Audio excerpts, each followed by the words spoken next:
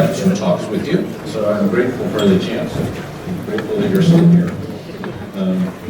I want to talk in this talk about something I've come to call living in the messy middle, and I'll explain a little bit more about what that is as I go along. But I thought I would ease into this by telling you 3 stories that actually have seemingly nothing to do with business, but I think may be a good entree into this topic. The first comes out of my own experience. Before I went to the university, I was an attorney, and near the end of my time as an attorney, I found myself representing a number of timber companies in the Northwest, and then eventually the Timber Association in our state. And the biggest project I ever did for them was to work on this huge negotiated rulemaking process. The way this was going to work was they were going to bring into one room pretty much everyone that had an interest in how timber companies should be regulated. This was motivated primarily because the salmon had been listed as a threatened species, and salmon and a number of other fish stock need certain conditions of streams that run through forests in order to thrive. And so everybody had views on what this would involve, and so in this room there were 2 or 3 state agencies, 2 or 3 federal agencies, representatives from the large landowners, representatives from small landowners, counties. There were a number of Indian tribes, and there were some environmental groups. 2 environmental groups in particular, the Audubon Society and the Sierra Club. Now let me tell you I'm going to make this extraordinarily simplistic compared to what really was at stake, but just to highlight the issue, one of the big questions before us was the size of buffers. Everybody agreed that you could not cut trees right down to the stream bank and preserve the health of the fish. But the question was how many feet away from the stream bank you need to have kind of a no-cut buffer zone. There's a variety of reasons that fish benefit from trees alongside streams, but one of the ones that may not initially be intuitive is it turns out that fish need large chunks of wood in the stream to thrive. Particularly as salmon are returning upstream to their original place where they're going to spawn, they're fighting a current all the way up. And when you have large chunks of wood in the stream, they create behind the wood these things riffle pools. And so as the fish go up and get kind of tired, they can kind of pull off to the side and rest where there's not much current, recover, and then charge on up the stream. So they like to talk about this as recruiting large woody debris. And the way that this would typically happen is trees would grow old and die and then get blown over in wind and fall into the streams. So the environmental groups concluded that the size of the buffer should be about 300 feet. And the reason for that is because most of the trees in this area at maturity would grow to be a little over 300 feet. And so if a tree that was 300 feet away from the stream died and fell over, and if it fell exactly perpendicular to the stream, the piece of it could fall into the stream. And so they said, we should preserve this. Well, 300 feet is a long feet. And the timber companies looked at this and said, that's a lot of wood that we are leaving. And their scientists, and with pretty much agreement from everyone, their scientists said, in the first 100 feet of buffer, you get about 85% of the value for the fish. The next 100 feet, you get another 10%, and that last 100 feet just gives you about 5% benefit. And so, again, greatly oversimplifying, the landowner's position walking in was 100-foot buffers. The environmental community was 300-foot buffers. And that kind of set the framing for the discussion. Well, the reason I bring this example up is because the 2 environmental groups handled this situation quite differently. Just early on in the negotiations, after just a few days of negotiating, the Sierra Club got up and walked out. And they said, we are not going to participate in this because we've seen enough already to tell us that whatever emerges from this discussion is not going to be 300 feet. And that's what the fish need. And we are unwilling to participate in a process that does less than what the fish need. And they left. Now the Audubon Society, which also thought 300 feet was the right number, said, we'll stay at the table. And they stayed and they negotiated, and they were actually very effective. And And as a result, the ultimate regulation that emerged was certainly much bigger than it would have been had they also left, and in that sense, much better protection, or more protection at least, for the fish. And so for years and years, I don't know why I keep coming back to this, but for years I've thought about this, and I thought Sierra Club was nuts, because they got up and they abandoned the table. They abandoned any opportunity to really make a difference. They became irrelevant. And the Audubon Society really got it right. But then, as years have gone by, I find myself not quite so sure that there was something about the Sierra Club's position that was pure. That was, we are going to stand for what we believe is right, and we're not going to compromise that. And so they, in a sense, by leaving, set the moral boundaries of this discussion. But the Audubon Society compromised what they thought was right, but did so in a way that provided greater protection for the fish. And what had struck me was that in this context, neither environmental group had a perfect choice. They did not have in front of them the opportunity, on the one hand, to hold to their position of, you could think of it as sort of moral purity, and at the same time to be an effective voice in the negotiations. And so they had to choose, but they didn't have a single right choice in front of them. Okay, second story, very different context. Many of you are familiar with the Lord's Resistance Army. It's a small army located in Central Africa. It operates in Uganda, Central African Republic, South Sudan. Joseph Kony is the head of this. You've probably heard his name. This group has been labeled by the United States a terrorist group. They do horrific things. And one of the most horrific things they do is they go into areas and they kidnap children. And they turn the boys and some of the girls into soldiers. And they desensitize them to their natural aversion to killing. And they send them out to slaughter people. And part of the calculus is they're easier to replace than grown-up soldiers. They also take some of the girls and set them aside for sex. For the leaders of the army, they rape them, and then they sometimes force them to become wives and deliver children to them. In one episode, the Lord's Resistance Army found an all-girls school, went in and kidnapped all the girls out of the school, including one girl that I'll just call Diane for these purposes. And Diane was one of the ones designated to be set aside for sex, and ultimately a wife of one of the senior lieutenants. Most families, when the Lord Resistance Army comes in and kidnaps children, obviously grieve, but they tend to grieve quietly for fear that the army is going to come back and slaughter the rest of their family if they make too much noise. But Diane's mother took a different strategy. She organized the mothers of the other children who were in the private school. She went and began to petition the government to try to get more action. When that didn't do enough, she began to find ways to connect internationally to other foreign countries. She went to the United Nations, she spoke there. She was so effective that her name became Mama, as she was Mama for the children, and she received humanitarian prizes for all of her efforts. She was actually causing some real problems for the Lord's Resistance Army, and so one night, a senior officer visits her at home and says, "You're making a lot of trouble for us, Mama. But here's what we're going to do. If you shut up, we'll return Diane. But if you don't, she's going to stay essentially enslaved and as a sex toy for the senior folks." So Mama had to decide, do I give up advocacy for all the children to save my daughter? Or do I stick with the plan and leave my daughter in these horrific conditions? She chose the latter option. She left her daughter. Now the story has a kind of happy ending. At one point, Diane just couldn't take it anymore, and so she just got up and walked out of the camp. Normally when that happens, people are spotted immediately, children are sent after them, they're brought back, and they're beaten to death as an object lesson to anybody else. But in this case, it almost in biblical, he passed right through the midst of them.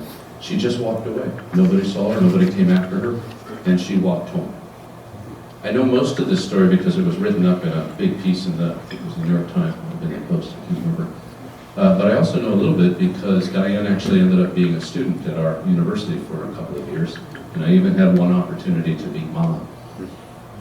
I will say that most of my feelings on this come from the article, but it was probably be clear even without that there was a hurt frostiness in the relationship between Diane and Mama, because Diane came to learn that Mama had decided to leave her in her really abusive situation for the sake of this other good. And what has struck me is, I don't know what advice I would have given Mama. There was no right choice on the table being offered. So, third story, probably familiar to many of you, Dietrich Bonhoeffer. Dietrich Bonhoeffer was very active in German society. He was upper middle class, upper class, very well-spoken, and as Nazism began to rise in Germany, he became an outspoken critic of the regime. Because as Hitler consolidated his power and was increasingly doing horrific things along with his fellow Nazis, Bonhoeffer was increasingly incensed, but he knew, because of his station in society, he knew people who were kind of in the inner circle of Hitler's command group. And so that he was approached to ask if he would participate in an assassination attempt on Hitler. Historians debate this, so some believe that he was a pacifist, others say not so clear. But in any event, as a deep Christian man, he was being asked to participate in the murder of Adolf Hitler. And so, as many of you know, there was a bomb plan, and the bomb actually went off, but Hitler wasn't killed. They rounded up the conspirators. Eventually, they got Bonhoeffer. Bonhoeffer went into camps where he was executed a couple weeks before the Allies would have reached his camp and set it free. So he finished out his life as a prisoner. He was a prisoner of war camps. And while he was there, he wrote, and he was writing this massive work that was going to become his big thing, called Ethics, and never completely finished. But in the middle of Ethics, you find him ruminating on these seemingly impossible choices. And he's speaking in the third person, but you can hear the resonance of his own decision. He writes that when a man takes guilt upon himself in responsibility, he imputes his guilt to himself and no one else. He answers for it. He said, I have to answer for the decision that I made to participate in this assassination. And then he goes on to write this. He says, before other men, he is justified by dire necessity. I had to, it was so bad. Before himself, he's acquitted by his conscience. Yes, this was an evil, but it was the lesser of two evils, and if I had to do it over again, I would make the same choice. But then he adds, but before God, he hopes only for grace. Because even in choosing the best option available, he was still choosing evil, and felt that he needed to come and seek the forgiveness of Christ. He had no right choice before him that would allow him to be effective and morally pure at the same time. I say that because each of these in their own way, I think, illustrates what I talk about in the messy middle. The messy middle is a situation where, in some senses, you can't do it all. A lot of times when I get a chance to speak on this business, theology of business stuff, I just get to give one talk, and it typically is kind of like the talk that I shared with you as the first talk. But when I get to give two talks, I sometimes start the second talk this way. Let's say, you know all those things I told you that God commands you? That is, to serve by providing good jobs that enable people to do meaningful and creative work, and products that enable the community to service or to flourish. And remember that you had to do all that by, at the same time, respecting the dignity of each individual that's impacted by your business and operating your business in a sustainable fashion. That's what God is calling you to. Guess what? A lot of times you can't do it. You just can't do it. There isn't an option before you that would allow you to live fully into what God is calling you to. Now I'm going to unpack this a little bit, but I hope that's slightly troubling.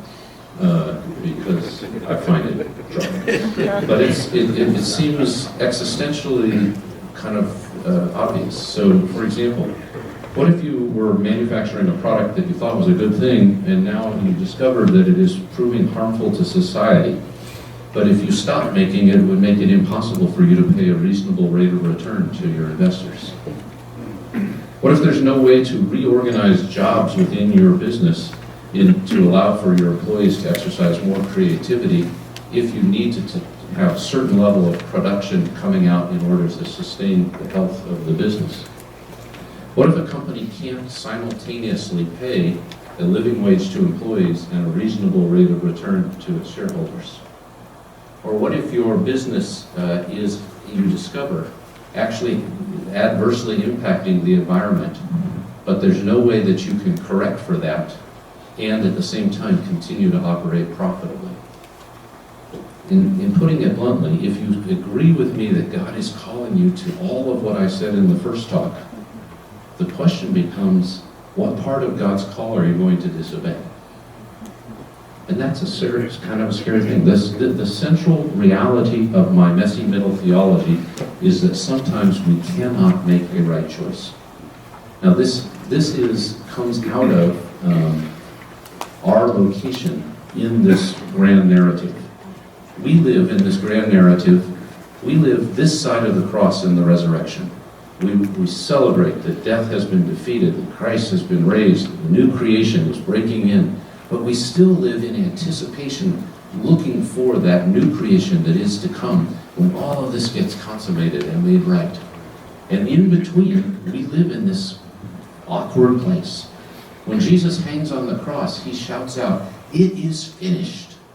But when Jesus comes back at the end of times, we're told he's going to shout out, "It is finished." And we live kind of between the finish lines. We live in what theologians call an already not yet environment. The kingdom of God is at hand, it is already here, it is breaking in, but it is not yet really fully realized. And so the question is, how do we live in this? And in my experience, there are times when there is no right decision. You cannot make the right decision. Now, there are two reasons for that. One is, you and I are sinners. We're broken people. We sometimes cannot make the right decision because just of our flawed character. Find this law at work. Although I want to do good, evil is right there with me. For in my inner being I delight in God's law, but I see another law at work in me, waging war against the law of my mind and making me a prisoner of the law of sin that's at work within me. So there is some sense in which our own personal brokenness keeps us from being obedient. But for purposes of my talk this morning, I want to set that aside. So I want you to imagine that you have the heart of God, the mind of Christ, you are absolutely perfectly aligned. Still, I think there will be instances when you cannot live up to all that what God is calling you to because you are operating in a world that is still broken. And so there is this external brokenness. Now, I say this, I explain this messy medieval theology with a certain amount of hesitancy because it's taken me a while to get to it, and I wouldn't want you to just sort of nod and say, oh yeah, that's right. That it has some kind of profound implications if you start chasing it.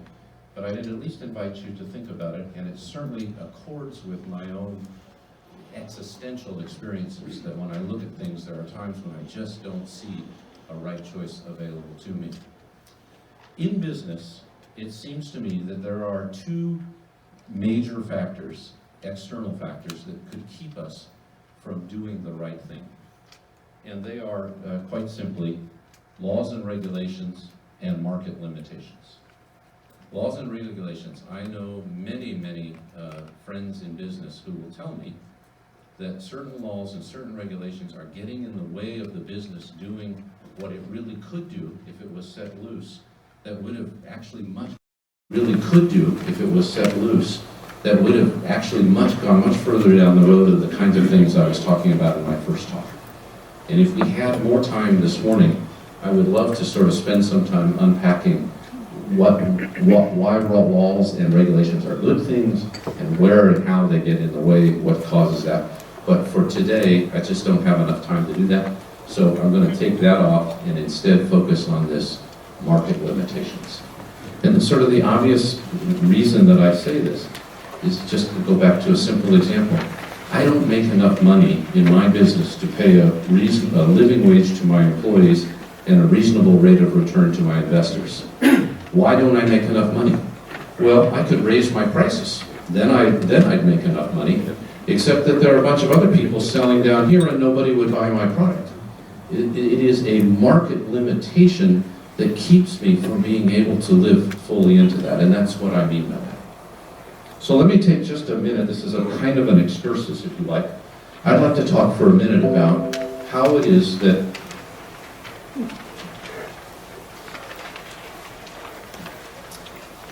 okay, well, this will be interesting. I just got to notice that my battery is out, even though it's plugged in. The electrician up there.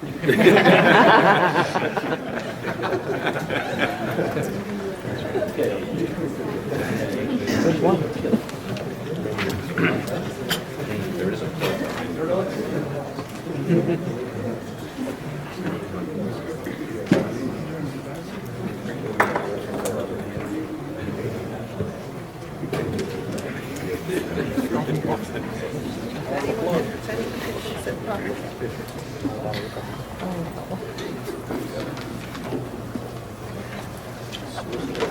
Is that the plug?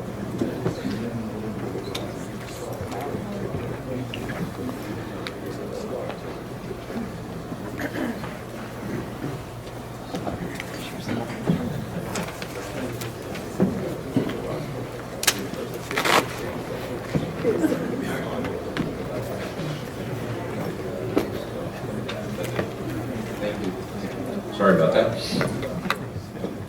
I'm in the right place though. This is good. All right, so where I was going was I'd like to take a little excursus to talk about how I think Christians should think about free market economies.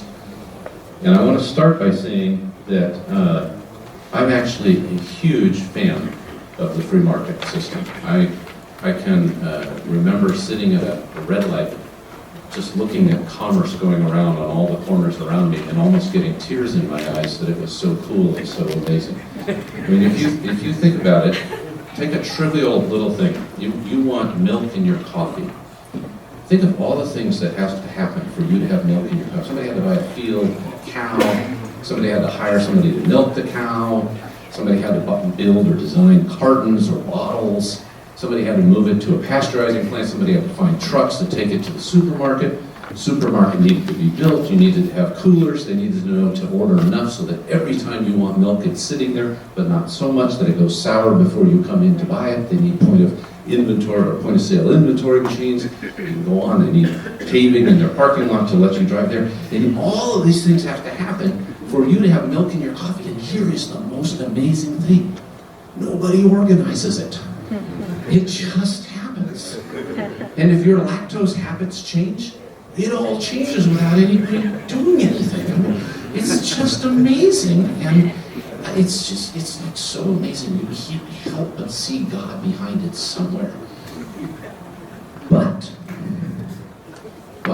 I think it is important that we understand that the market does not point to God's kingdom.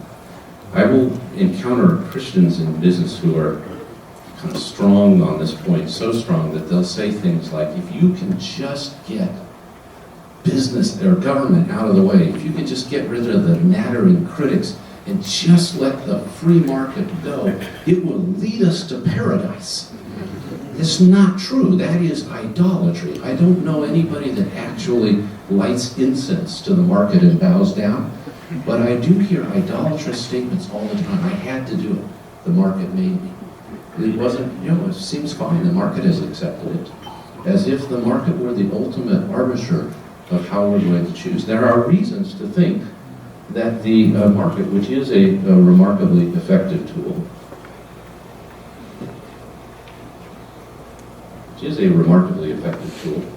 there are reasons to think it is probably not part of God's perfect plan. And there's certain contradictions that are built into a market economy, assumptions on how it works. For example, the market will work on a notion of individuals making selfish decisions. Everybody chooses what they want, how they want to spend their money, and the market aggregates all of those choices to make these cool things happen. But the underlying assumption is everybody's acting for their own self-interest, whereas God's underlying assumptions in kingdoms, we are to act for the interest of others, for the interests of the community.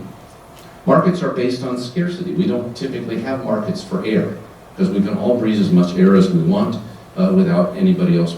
Pricing in markets only applies when there's not enough of the stuff to go around. Pricing becomes an allocation method. But the kingdom of God is based on a theology of abundance, not scarcity.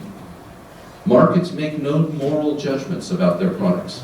If enough people want to buy it, the market will arrange to have pornography sold, to have children sold. It is a neutral, but God isn't neutral at all. God looks at that, so that's abhorrent. You don't get to play in the market unless you have something to sell that somebody wants to buy.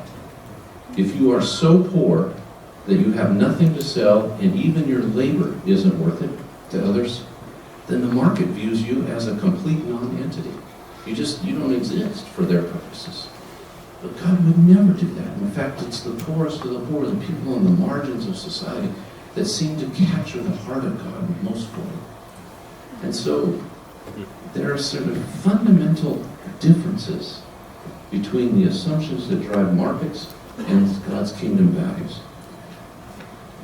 We need to, even the most adamant market champions, if you press them and ask them to be careful, they will say that the market is the most efficient method for allocating resources based on consumer desires expressed through a $1, one vote system. And that's really important, but it is not shalom. And we really need to be clear as Christians that Adam Smith's invisible hand of the market is not the hand of God. Sometimes they point in the same directions, and sometimes they point in opposite directions.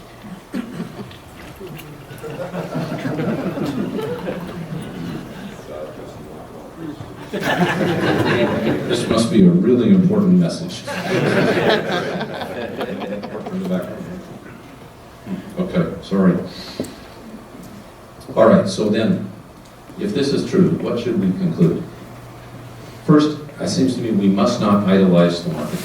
We must not assume that in every situation a free market solution is invariably the best answer. But it's just, there's too many reasons to think the hands point in opposite directions. At the same time, we must not condemn the market. I've kind of come to see that the free market economy is a concession by God. I don't think there was a free market economy in the Garden of Eden, and I don't think there'll be one in the New Jerusalem. But in this in-between time, it sort of functions like a common grace. It's something that helps sustain society between the beginning and the end. It's a good thing, but it is not a pure thing. It is not exactly what God would want. And so, in that sense, I think of it a little bit maybe like democracy. I'm pretty sure there's not going to be, political parties in the New Jerusalem. But in the meantime, it may be the best of what we can do in terms of governing ourselves. And the market may be that in terms of economics. And so I think we must not condemn the market, we must not idolize the market. What we need is a more nuanced understanding. We can celebrate the market as one of God's good gifts. In my personal opinion, it's much better than any alternative state-directed system for allocating resources. But what we cannot do, we must not do, is equate market forces with God's perfect will. It simply will not suffice for Christians who are seeking the kingdom of God to simply say, I will follow the market. One of my favorite writers in this area is a woman named Dr. Rebecca Blank. She's now the chancellor of the University of Wisconsin. She was previously Undersecretary of Commerce under the Obama administration. And she's written on this. She's a wonderful Christian woman. And she says this, she says, the role of the church is not to be anti-market or pro-market, but to be life-affirming. That is, where the market is going in the same direction that God calls, then we can go along. But there are going to be times where the kingdom is going this way and the market is going this way, and this is what actually leads you into these messy middle situations where it doesn't seem like you have a choice. Where the market is so powerful that it stops you from being able to do what God may be calling you to do. So, what if you can't have it all? central claim of my messy middle theology is that sometimes we cannot make the right choice. And the central challenge in that context is knowing which choice to make among the lesser of two evils.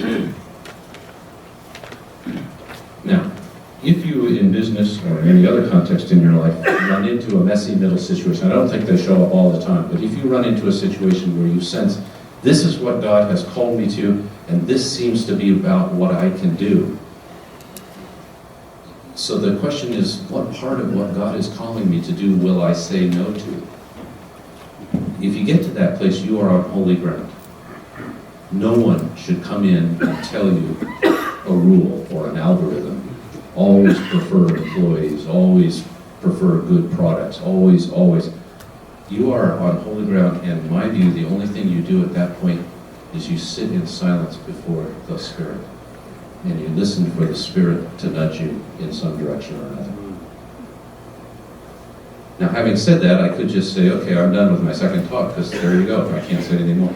But what I actually think I would like to finish talking about is how you might make yourself more receptive to the nudges of the Spirit when they come in these situations.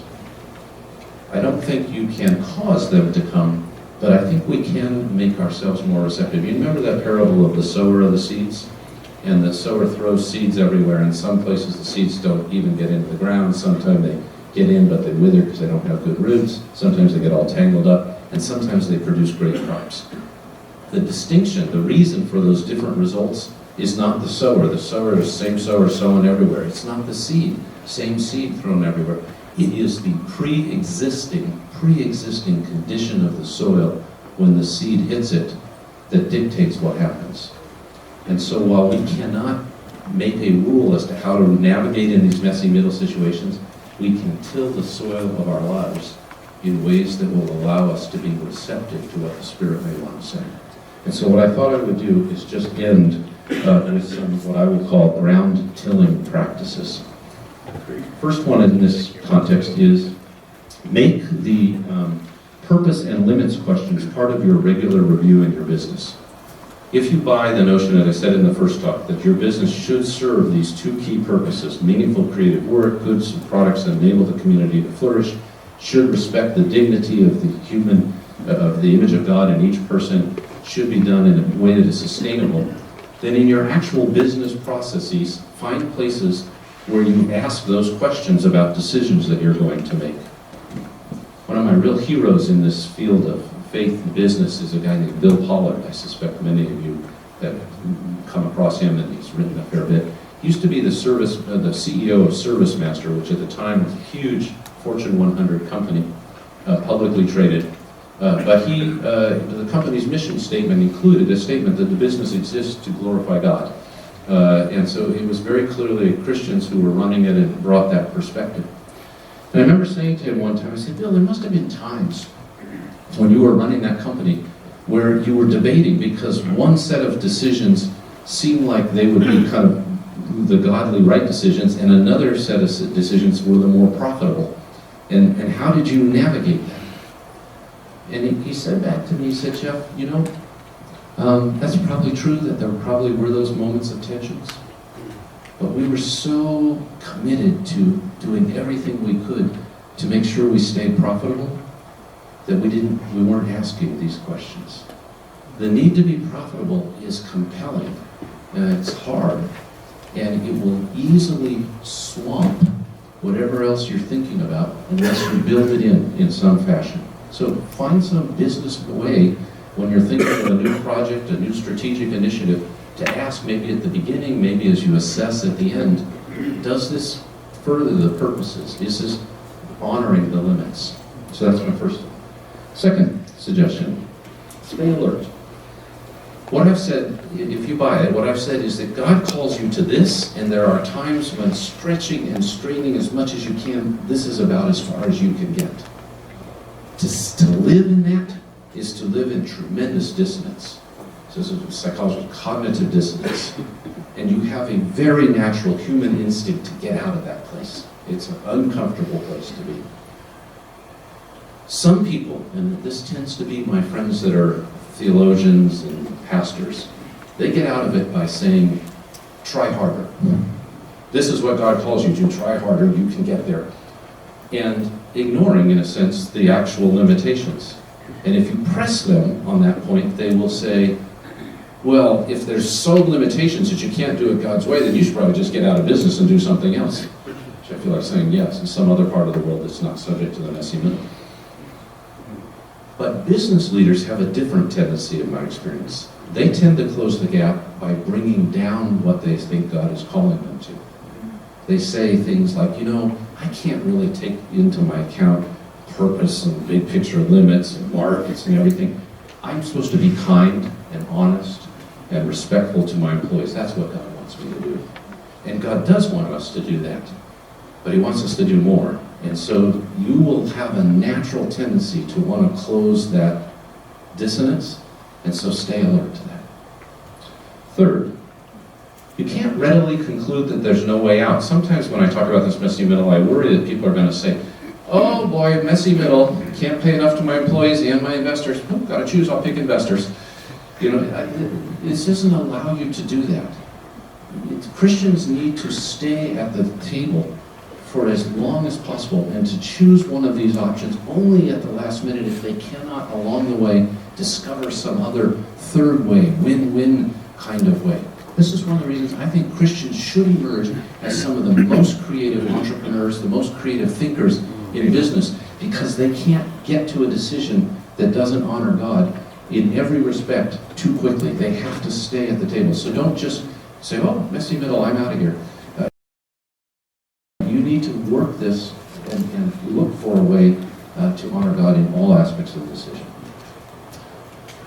Practice praying in the moment.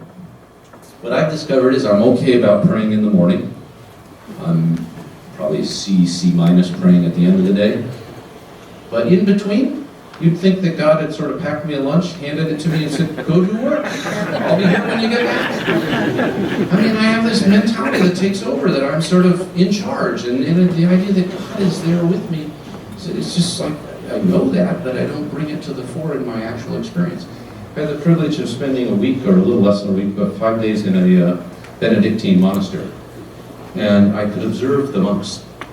And they had jobs. It was a university. They worked in the university. They worked in the library. They had bookbinding business. But about half a dozen times during the day, the bells would ring, and they would stop their work, and they would amble, never saw them run, amble to the sanctuary, where for about 30 minutes, they would chant the Psalms as prayers before God, and then they'd go back to their work. And after a couple of days, you could sense the rhythm of prayer and work and prayer. The two were just intertwined. They were clearly praying in the moment. I don't have church bells. Some of my friends like to do little things like put post-it notes on their computer screen, pray.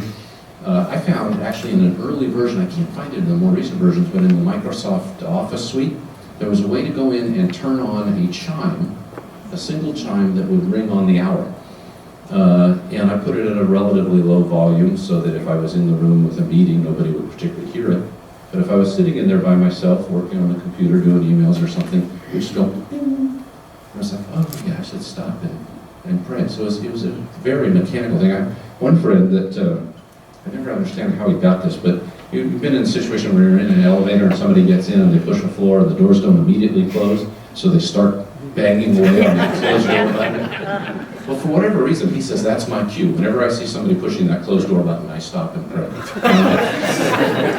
But we may need to build some cues into our lives to remind us to practice praying in the moment. We need to work on building long-term habits of the heart, and by this I'm referring basically to the classic spiritual disciplines. Reading and studying Scripture, meditating on Scripture, fasting, setting aside a Sabbath. These have been traditions down through the centuries that have been used to till the ground of our lives, to make us receptive to the work of the Spirit. Sometimes you can get the impression that spiritual disciplines are a way of kind of getting to God or making God do something. I don't tend to think of them that way. Imagine that you're on a sailboat out in the bay and your sail is down. You're just kind of sitting there bobbing up and down. Now, you can put the sail up, but that doesn't by itself move the boat forward. Because if there's no wind, you're still just bobbing. But the difference is, with the sail up, when the wind comes, you are ready to catch the wind and let the wind move you. And these regular long-term practice of spiritual disciplines, they're ways of putting our sails up so that the wind of the Spirit can nudge us and move us forward. We need to practice living in community. I'm sure you've heard this, we've been talking about this for decades, that as an American culture, we're a very individualistic culture. And certainly in a business side, we hold up these sort of mega CEOs as if by the stint of their personality and leadership, they made all this stuff happen. It's amazing individualism. But the reality is that they don't actually do that. And beyond that, the reality is that you will not be able to live an effective life as a Christian on your own. You weren't wired for that. It's like trying to drive a car in a river. It doesn't work very well. We were made to be people in community. And in this context, what I think that means is be able to bring your business life into a community. Those can look differently, but one of the things that has struck me as odd, how many times I run into business people who will tell me that they don't share their business with their spouse.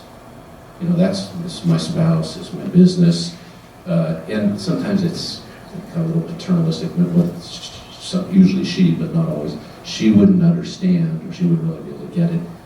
It seems weird to me. This is your tightest possible community. This is somebody that knows you inside and out. Why wouldn't this person be able to help you with some of the difficult choices that you make? My wife Margie is like all over telling me how I should be doing my job.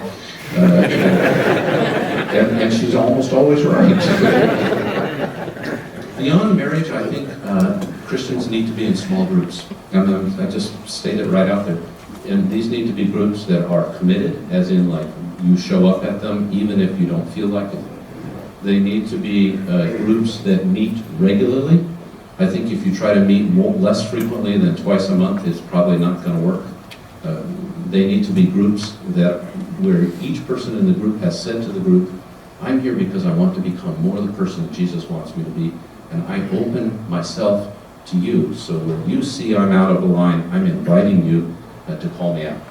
I've been in a small group that's met every Monday night, handful of exceptions, since 1980. There's been a couple, there have been turnovers in the makeup of the group, but right now I have people that are, I think the shortest distance is about a decade, but other people have been with us for 25 years. These people know me inside and out. They know my weaknesses, they know my inclinations, they know my strengths, and they are willing and ready to say, what about this, Jeff? What about this, Jeff? You will not be able to do this stuff on your own. You need to be a part of a community that knows you. Renew your mind.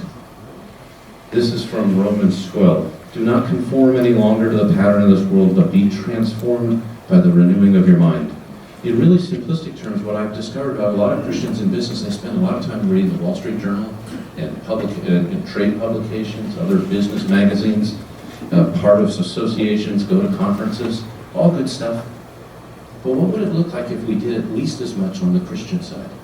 To spend time reading and meditating on Scripture, reading commentaries, reading popular Christian books, reading the ancient writings of the saints, online sermons, podcast lectures. We should be immersing ourselves in that stuff as well if we want to be in this renewed mind. And then one last.